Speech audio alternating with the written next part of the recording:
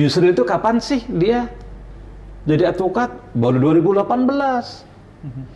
Kapan dia magangnya? 2018, berarti mau nggak mau tunduk dengan undang-undang advokat 2003. 3.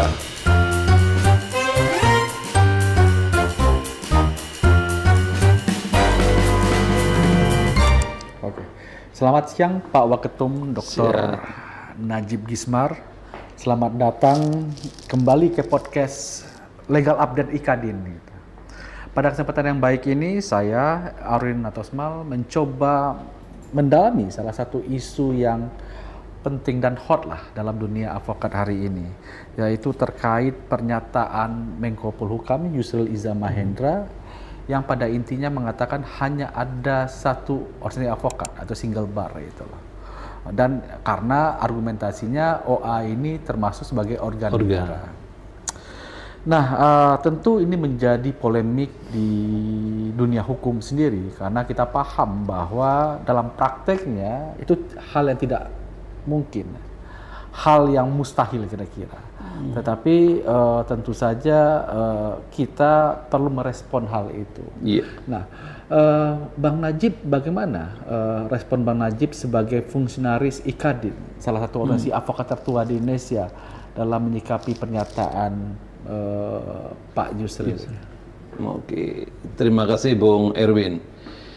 Jadi begini, kita para advokat ini nggak perlu terlalu pening lah dengan apa yang disampaikan oleh Menko Hukum, HAM, Imigrasi dan Pemasyarakatan. Kenapa nggak perlu ambil pusing? Karena mungkin sebagai pribadi rekan advokat Yusril dia lupa membaca putusan MA nomor 73 tahun 2015 yang di dalam diktum kedua MA sendiri tidak percaya terhadap lembaga pradi sebagai wadah tunggal. Itu jelas. Sehingga MA membuka keran seluruh advokat bisa bersumpah. Itu poin pertama yang mungkin saya sebut aja advokat Yusril itu lupa di situ. Itu yang pertama. Yang kedua, dengan merujuk putusan MA tersebut, saat ini sudah ada lebih dari 100 menurut info yang saya akses, lebih dari 100 organisasi advokat yang ada. Ketika itu lebih dari 100, maka payung hukumnya bisa kita lihat secara konstitusional hak berserikat.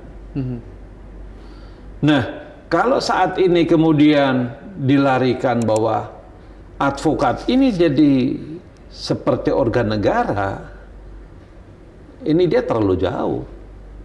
Harusnya dia sebagai menteri, saat ini dia sudah jabat sebagai menteri koordinator, hemat bicaranya, karena pada dirinya dia juga melekat status sebagai advokat.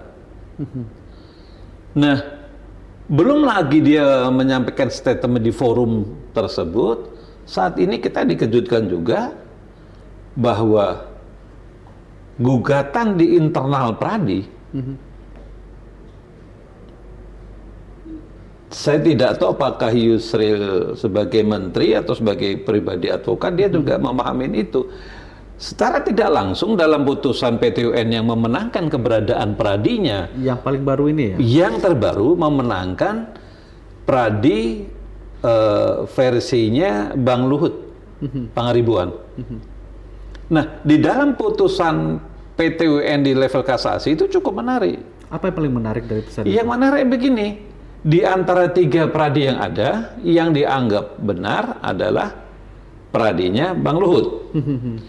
SK yang minta dicabut di situ selaku pemohon kasasi 3 adalah Menteri. Kementerian Hukum dan HAM yang saat itu diwakili oleh Cahyo sebagai Dirjen Kumhamnya kalau nggak salah. Artinya ketika kita membaca hal ini, Menko sebagai menteri atau kementerian akan berhadapan dengan Wamenko sebagai advokat, sebagai pradi.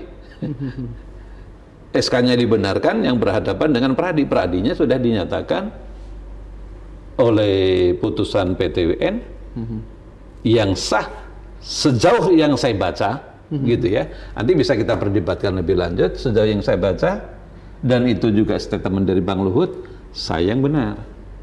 Pradinya yang dianggap benar satu-satunya adalah tempatnya Bang Luhut. Nah, jika poinnya apa ya, ada perbedaan positioning dalam putusan tersebut, tapi pada satu sisi kita lihat realitasnya kan Pak Yusril dan Pak Otto ini juga advokat juga. Dua-duanya advokatnya. Etis nggak dia melampau menyatakan pernyataan itu, apalagi ditambah lagi dengan putusan PT UN tadi, yang dimana kalau kita lihat lebih dalam itu ada kontradiksi kepentingan di dalamnya. Betul. Ini yang harusnya dipahami oleh pribadi Yusril sebagai advokat, manakala dia dalam forum sebagai pejabat publik. Harusnya dia hemat. Dia bisa menggunakan kalimat yang lebih etis di dalam forum. Keberadaan dia nggak bisa dipisahin. Dia bicara sebagai menteri, dia punya kepentingan sebagai advokat. Kenapa saya katakan dia punya kepentingan sebagai advokat? Karena dia tergabung dalam pradinya advokat Otto Hasibuan. Harusnya enggak dong. Harusnya dia memahami keadaan petanya saat ini saya pejabat publik. Jangan mengumbar statement yang membuat kegaduhan baik di forum maya maupun realita begini sehingga munculkan statement yang enggak.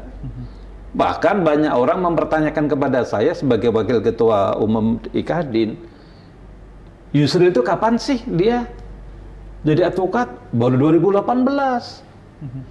Kapan dia magangnya? 2018 berarti mau nggak mau tunduk dengan undang-undang advokat 2003. Kapan dia magang? Basnya punya nggak? Tapi ada advokat pradi lain yang juga di grupnya Otto Hasibuan mengatakan, dulu kan dia sudah advokat, udah konsultan hukum. Maaf, udah konsultan hukum. Kalau konsultan hukum kenapa harus ikut sumpah lagi? Berarti kan dia nggak pede dong, nggak confident dengan dirinya dia, saya advokat, kenapa ngikut sumpah 2018? Ini menjadikan blunder. Harusnya dia hemat bicara, nggak etis, dia punya kepentingan sebagai advokat, dia juga sebagai menteri. Itu Bung Erwin. Nah, terkait dengan kontradiksi kepentingan itu paling baru, saya lihat ya, ada satu pemohon yang mengajukan ke Mahkamah Konstitusi ya. Terkait seharusnya advokat yang sudah menjadi pejabat publik tidak boleh menjadi advokat sendiri. Mengundurkan diri itu harusnya. Itu. Nah, itu gimana sih Bang Najib melihat itu permohonan ini? Apa yang perlu kita lakukan? Apakah itu hal yang positif atau bagaimana? Jadi begini, ketika ada permohonan ke MK yang menyoal posisi advokat Otto Hasibuan, harusnya dia nonaktif. Ini sudah ada contohnya. Yaitu ketika mantan Ketua Hukum IKADIN, Profesor Dr. Todung Mulya Lubis, diangkat sebagai duta besar. Dia off. Dia tidak berpraktek, tidak menggunakan posisi dia untuk beracara, dan juga tidak menyampaikan statement posisi dia sebagai pengacara. Kita sudah punya contoh. Contoh yang baik, contoh yang punya moral tinggi dan sangat beretika. Apa bedanya Prof. Todung sebagai duta besar? Dia pejabat negara kan. Orang melihatnya, wah, sang diplomat. Wamenko, sama. Harusnya beliau bisa mencontoh tuh. Nggak apa-apa mencontoh dari Prof. Todung, kan hal yang positif tuh. Tirulah. Meniru yang positif kan nggak perlu malu. Kira-kira gitu, Bang Erwin. Nah, ini kira-kira panjang kali lebar sudah luas ini, Bang Najib ini. Kira-kira apa yang terakhir yang harus pesan dari Bang Najib dalam menyikapi polemik ini kira-kira? Iya, gini, karena ini sudah meluas para OA ini. Betul. Ada yang skup nasional, ada yang regional, lokal provinsi. Beberapa waktu lalu IKADIN dengan beberapa OA yang lain sudah menginisiasi membicarakan wadah kira-kira Dewan Kehormatan Bersama. Nah, ini aja kita matangkan.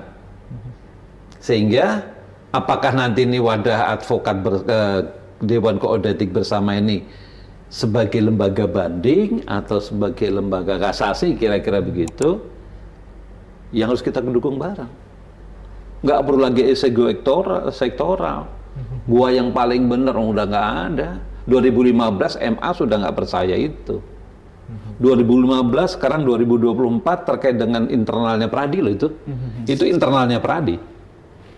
Dan satu lagi, saya belum pernah melihat undang-undang advokat menyebut Pradi itu ada tunggal, nggak ada. Jadi let's say kita buanglah itu, nggak usah kita bahas lagi. Kita perkuat argumen wadah ini supaya bisa eksis dan bisa di launching. Kira-kira mungkin begitu, Bung Erwin. Oke.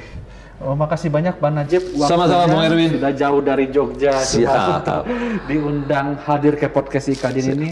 Melaksanakan amanah DPP. Dan begitulah kawan-kawan semuanya. Terima kasih sudah bergabung dalam podcast IKADIN kali ini. Dan terima kasih juga pada Bang Najib sudah berkenan hadir. Ini bukan podcast yang pertama dan terakhir. Ke depan akan ada lagi beberapa podcast IKADIN sendiri untuk merespon hal-hal isu-isu hukum terbaru lainnya. Dan sampai jumpa dalam podcast selanjutnya. Salam. Gitu, siap. Kita langsung cabut dulu.